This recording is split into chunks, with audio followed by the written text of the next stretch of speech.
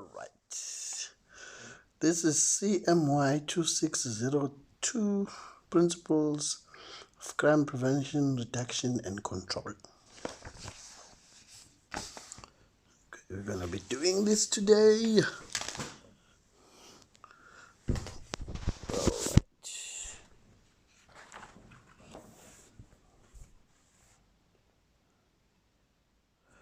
Alright, so let's move to Learning Unit 1.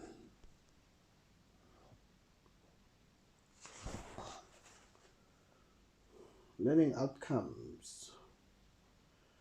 After completing this learning unit, you should be able to distinguish between the terms crime prevention, crime control, crime prevention models or approaches.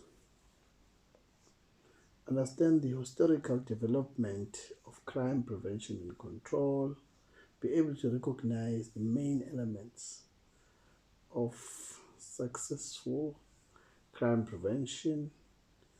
Be familiar with various approaches to crime prevention.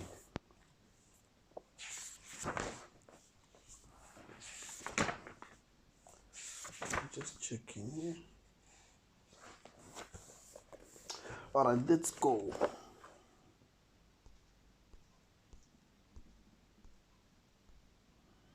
Learning Unit 1. Contents are there.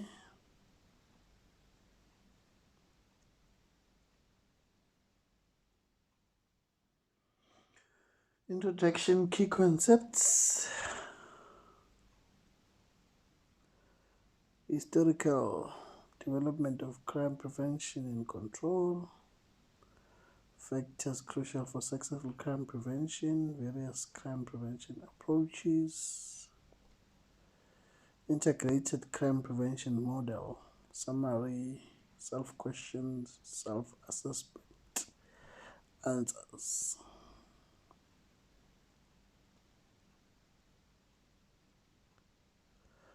Okay, I've already done this. Let's move to introduction.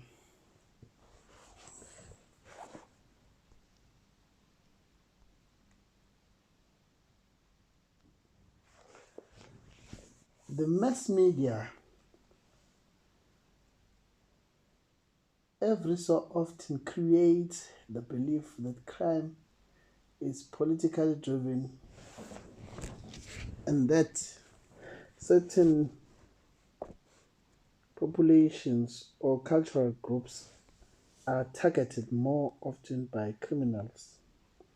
This is a fallacy because if one scrutinizes the official crime statistics released annually by the SAPS, it becomes clear that all communities are affected by crime. The more affluent communities appear to be targeted, more by robbery involving hijacking, house invasion and burglary.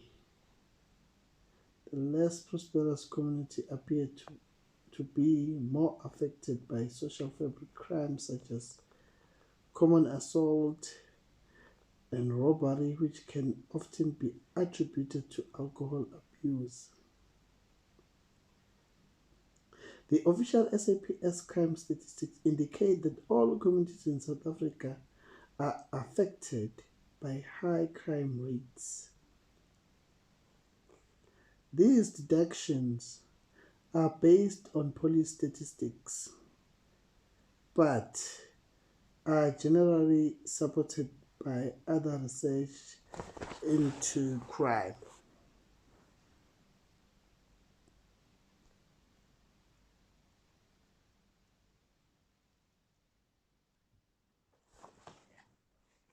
The belief that certain ethnic groups are targeted more by criminals than other groups is rooted either in misinformation regarding criminal behavior patterns or in a desperate attempt to make lucid sense of crime.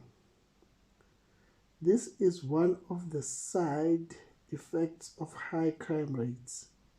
This is one of the side effects of high crime rates. There is a need to develop theories and explanations for crime patterns and trends.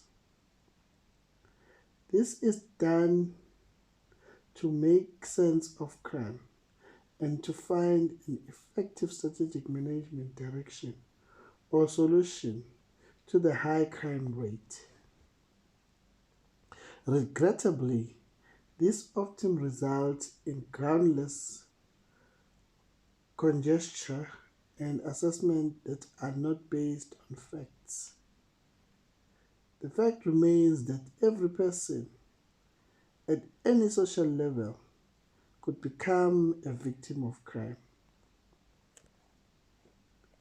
The prevention and control of crime is one of the chief reasons for studying the problem of crime. Crime prevention models and programs do not develop in a vacuum, but are generally based on specific theories and factors that the research has shown may lead to criminal behavior. The effective prevention and control of crime is an important task of both the state and the community in order to create a safe environment for all.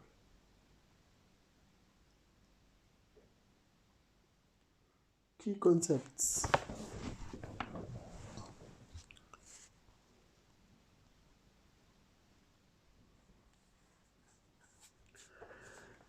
Crime prevention and control. Broadly speaking, crime prevention may be described as those measures that are adopted by authorities, the community, commerce, and individual to prevent crime. There are many definitions of crime prevention, but we confine ourselves to the following. Crime prevention refers to all measures taken by way of government policy and private initiative to prevent crime, with the exception of the criminal justice system. These measures are defined as crime control. Crime prevention models or approaches.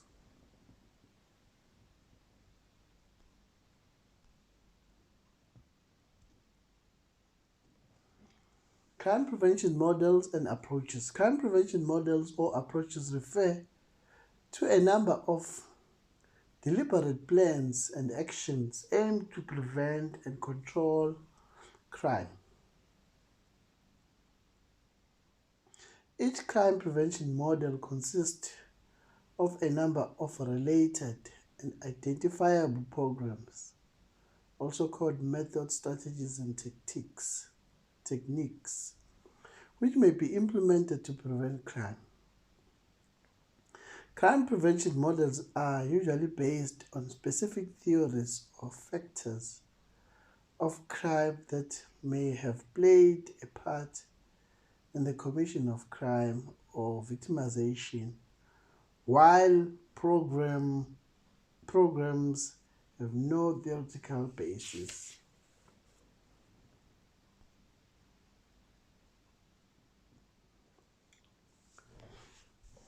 Historical development of crime prevention and control in South Africa. Until fairly recently, South Africa was involved in what military experts call low-intensity warfare, either civil unrest or a liberation struggle Both sides of the conflict used military techniques to achieve their aims. Until 1994, this low intensity war part of daily life in South Africa. The warfare techniques include boycott, civil unrest, liberation before education, campaigns, defiance of progression laws, draconian enforcement of law and suppression of riots, detention without trial, vigilante actions. Think about people against gangsterism and drugs packet and deeds of terror. The youth were militarized through training of warfare and military duty. Experts agree that these techniques leave mark on the psyche of the nation. One of the side effects of such exposure to violence is that people learned to resort to violence and public disobedience when they encountered resistance or were faced with a threat. Another unfortunate effect was that over time people developed a negative attitude towards law enforcement agencies that enforced unpopular or regulations.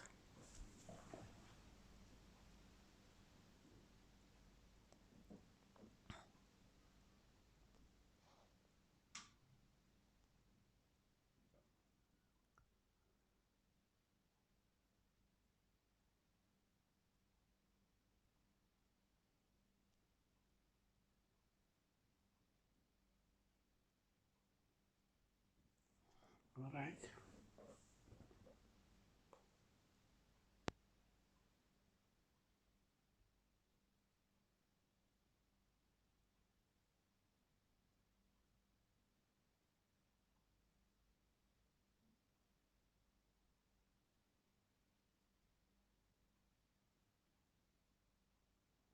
These attitudes, although warnings somewhat, which take some time to change and may remain part of the character of those who were caught up in the midst of the struggle. The belief in violence also applies to those who fought against the struggle in the so-called Bush War and who policed the riots before the apartheid regime ended.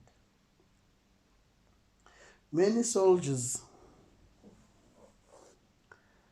and policemen of the apartheid era were forced into a 2-year conscription military service.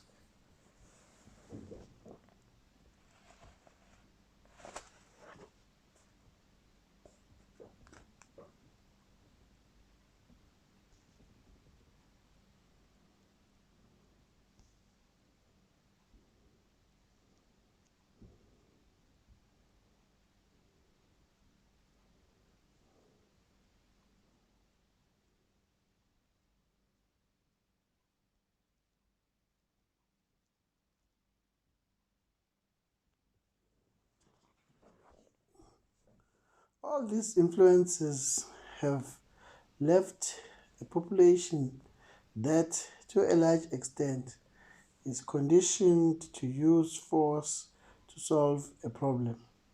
The aftermath of the armed struggle came at a price. These fighters of yesterday and today's parents and grandparents, they are the people who need to instill a sense of democracy and law-abiding values and norms in the younger generations. How do they pass on onto their children a respect for authority, loyalty, morality, empathy, pity and compassion. While this should be part of our children, of our part of their education, the ability of these parents to lead by example is not always present. Children also draw knowledge from the negative aspects of their parents' background and may be exposed to ill feelings, still fostering towards certain groups of the population. This type of attitude is in contrast with that of those law-abiding citizens who will abstain from crime, violence at all cost. The violent action of the past are discussed during family gatherings and through storytelling and conveyed from generation to generation. Parents who fought in the struggle tell their children how violence brought the success of freedom. This line of thinking is transferred in different ways, but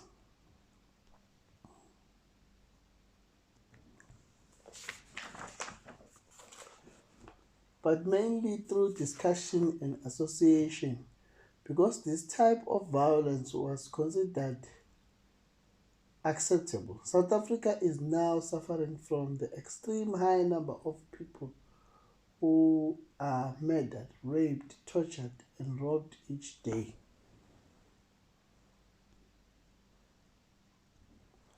Crime prevention is not a new concept and has been used for centuries in one way or another, e.g., locking one's home when you're going out. Initially, crime prevention was seen mainly as a task for the police, the courts, and the correctional services, the criminal justice system.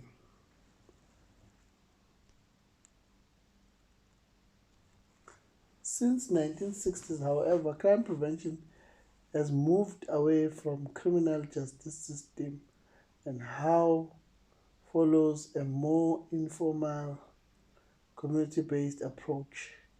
This may be attributed to primarily to the community loss of confidence in the ability of the criminal justice system, especially the police, to prevent and control crime effectively.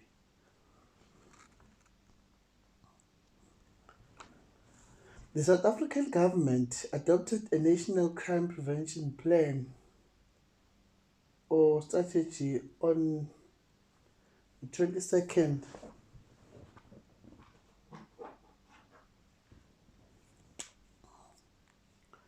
on the 22nd of May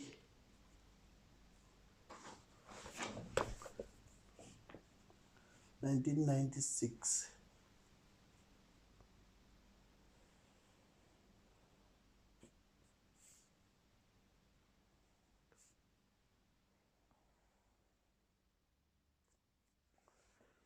This approach provides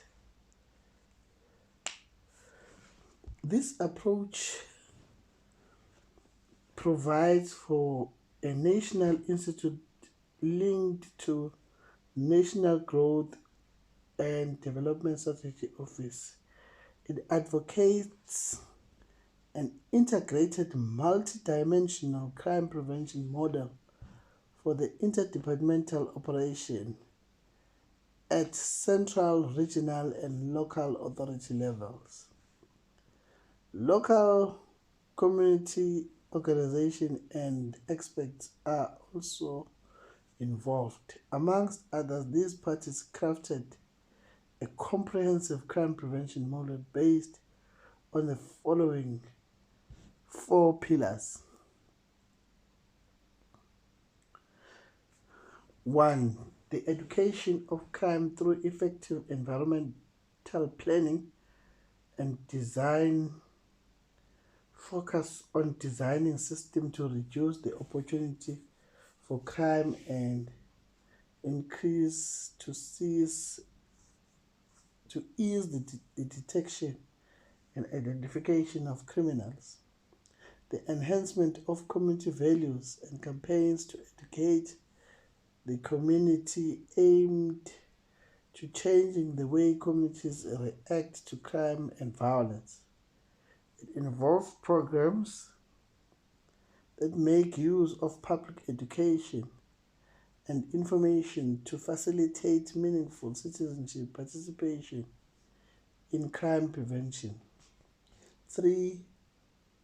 Transnational crime prevention strategies for the specific purpose of crime across the borders, e.g. smuggling, fraud, and illegal immigration. An effective and integrated criminal justice system.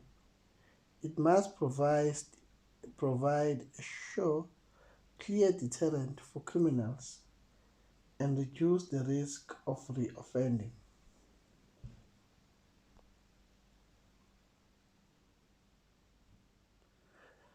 Factors crucial to successful crime prevention. Before 1960s, American crime prevention strategies focused on social and development programs. Under the leadership of Martin Luther King during the 1960s, however, a strong civil rights movement arose in the black community. England also renewed its effort to restrict opportunities for crime, but later realized that it would achieve better results if it implemented a comprehensive crime prevention plan which incorporated a number of crime prevention models.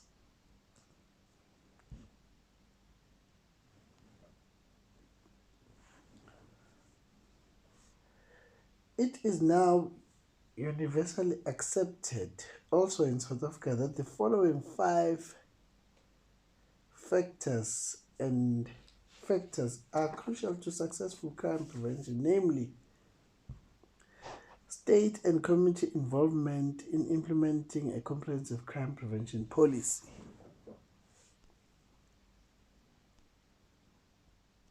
2.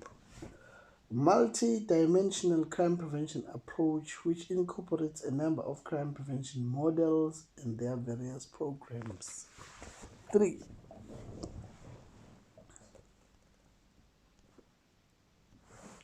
Crime prevention models and programs based on causation theories and factors which may be operative in crime and victimization. 4. Attention to the uniqueness of crime patterns and causes peculiar to a country or neighborhood. 5. Proper planning and the evaluation of crime prevention programs, which must also be cost effective.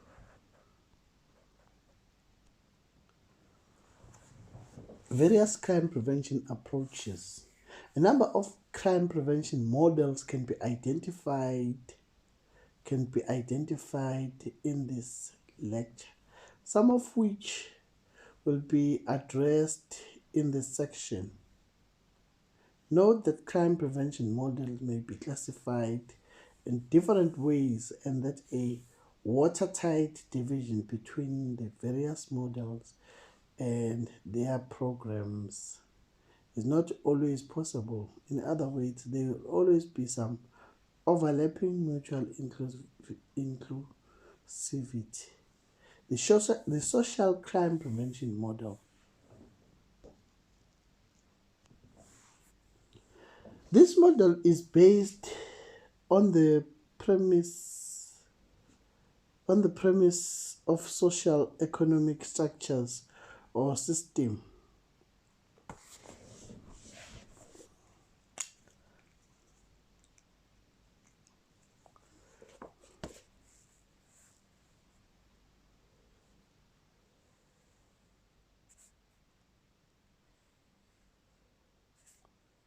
such as families, schools, churches, recreational facilities, and jobs are regarded worldwide as important socialization structures as they teach young people to adopt the norms and values in their communities.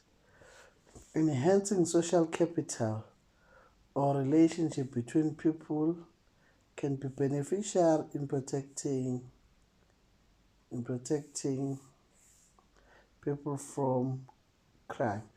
Hence, the popular South African practice in saying it takes the community to raise a child. Accordingly, shortcomings of these structures may contribute to crime. Social crime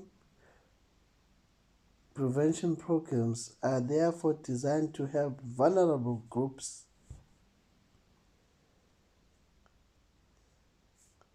such as young, old, and the poor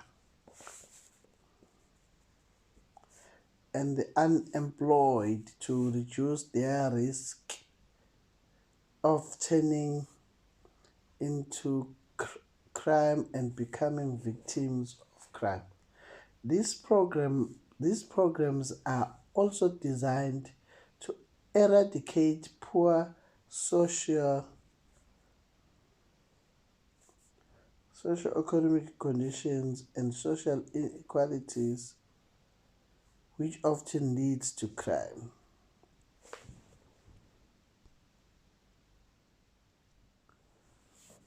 Social crime prevention include comprehensive state policies for cleaning up urban and rural areas to prevent squattering, providing better housing, and so on.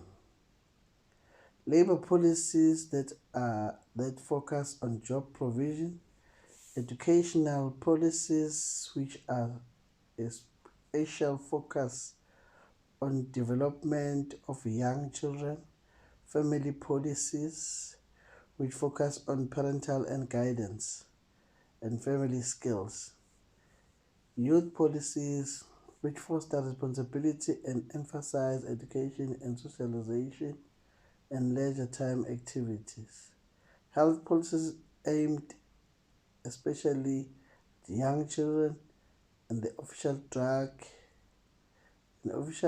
and alcohol abuse policies. This model is suitable to preventing all forms of crimes. Its success, however, depends mainly on long-term programs.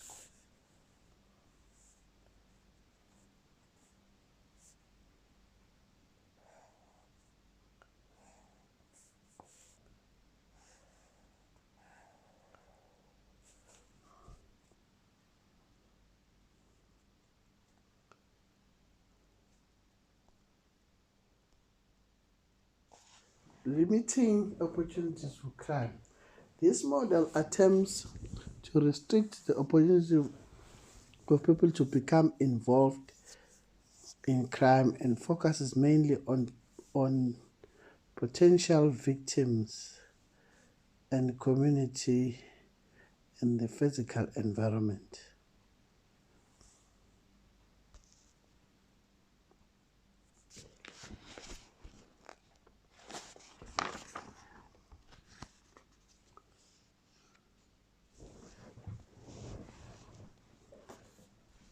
Some measures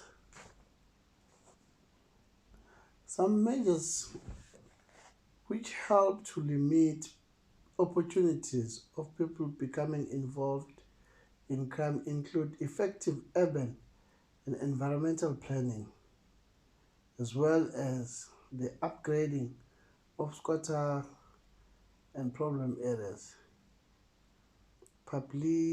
Publicity campaign aimed at making people more security conscious, designing homes, buildings, and business complex in such a way that access points are visible and used and reduce opportunity to get involved in crime.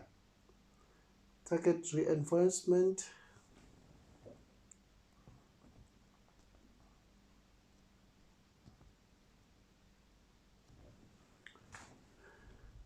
Target reinforcement such as burglar proof on windows and steering wheel, gear locks, or tracker system for cars. The removal of targets such as using credit cards and electronic transfer options instead of cash. Removing the ability to commit crimes such as electronic scanners at airports to prevent weapons and the like being taken on board aircraft. Supervisors and security guards at access points to building. Closed circuit television in problem areas such as pedestrian turning channels and closed circuit video cameras in business areas. The prevention of internal crime in commerce and industries such as fraud by introducing appropriate security personnel selection and the training of employees. This crime prevention model is particularly successful in the prevention of crimes against property such as robbery, pickpocketing, burglary, theft from business and public premises, shop theft, theft of and from vehicles, and vandalism.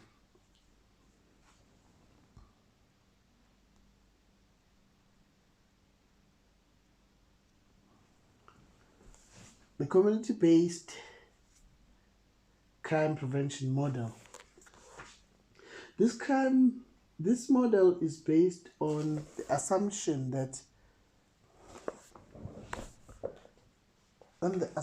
that crime may be prevented by making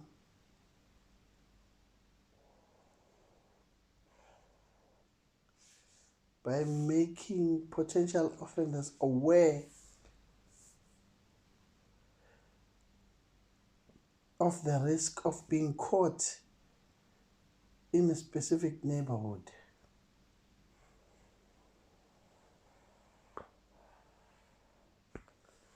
The following are some examples of community-based crime prevention model: neighborhood, flat, farm watch, citizens patrol, community policing, business and block watches, street committees, neighbors watching other neighbors' properties, safe houses with notices indicating that people in distress may call for help if they are threatened on the street, emergency alarms, telephone or two-way radio network, and so on.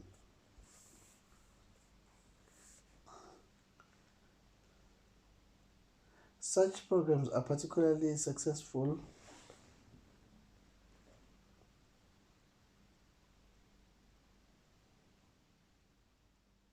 in preventing crimes such as robbery, pickpocketing, burglary, crimes against property, and car theft.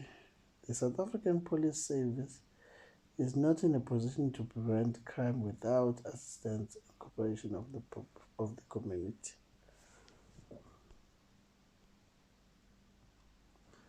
Activity 1.1, take into consideration what you have learned regarding community-based crime prevention model.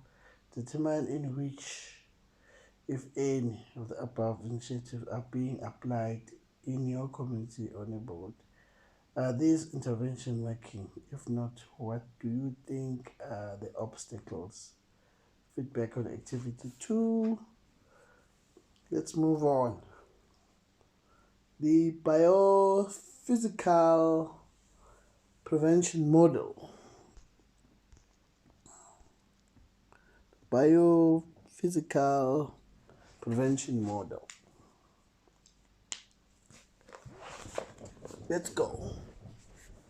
Biophysical factors relate to the inner process and conditions that characterize human beings. The common point of departure in this model is that Early identification and treatment, especially in the case of a problem child, may play an important part in preventing crime. A combination of treatment programs is often used. For example, children with ocular programs are treated medically.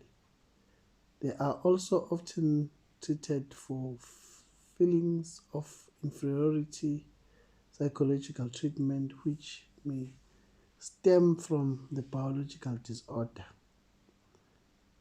There are a number of treatment options available, and the option chosen will depend on the type of problem, e.g., vitamin supplement, diet adjustment, and or medication. The physiological prevention model. This model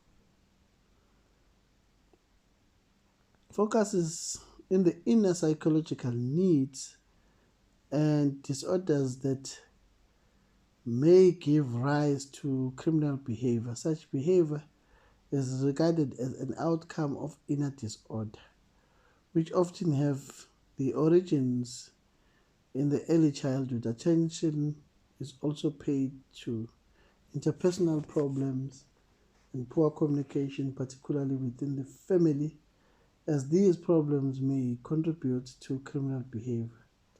A number of physiological treatments, also called psychotherapeutic and therapeutic interventions, are used in this model and include psychological tests such as intelligent IQ and personal test, psychotherapy, reality therapy, behavior modification therapy, crisis intervention, social casework. Integrated crime prevention models. It is possible to distinguish between two models when dealing with integrated crime prevention models, namely the prevention of specific crimes and the criminal justice system. Prevention of specific crimes. In the prevention of specific crimes, an integrated approach is followed in which a number of factors are seen as contributing to the particular crime. These factors are then addressed using appropriate crime prevention programs. Child abuse is a good example of how an integrated approach may be used. Child abuse may be attributed to alcohol abuse by parents, inadequate parenting, and social skills frustration as a result of unemployment, problematic behavior exhibited by the child, and so on.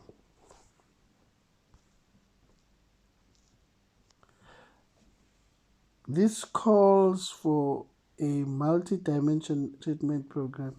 The treatment program chosen will depend on the causes that have been identified.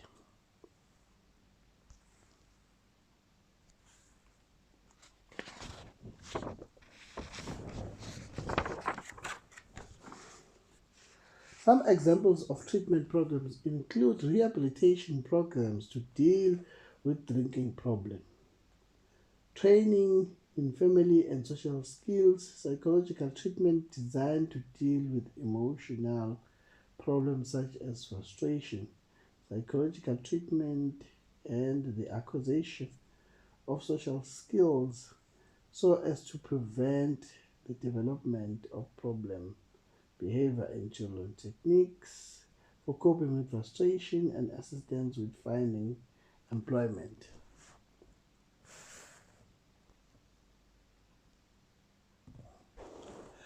Crime prevention and control by means of a criminal justice system.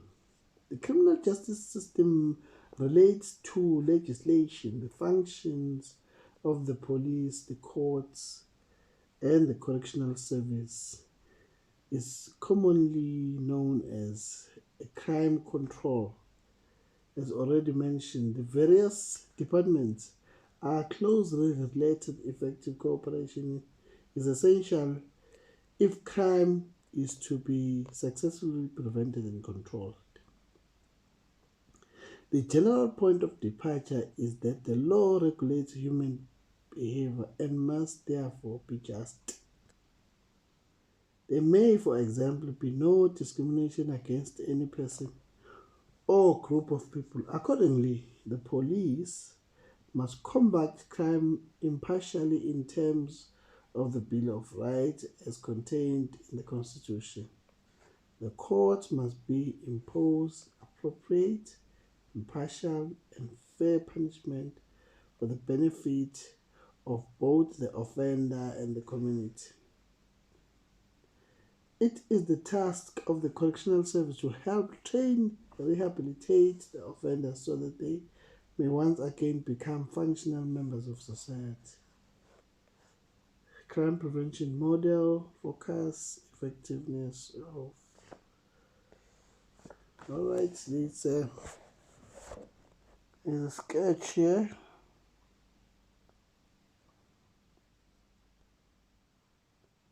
With categories, crime prevention model, focus of model, effectiveness for crime, for which crimes. There we go, and then we move to summary. Summary is, in this learning unit, various aspects of crime prevention and control were discussed. We focused on and distinguished between the terms crime prevention and control and looked at crime prevention models and programs. In the next subsequent learning unit, various property crimes are addressed and the material covered in this section is applied on them. Self-assessment will be done separately. I can't read it. Right, so learning unit 1 is done and dusted.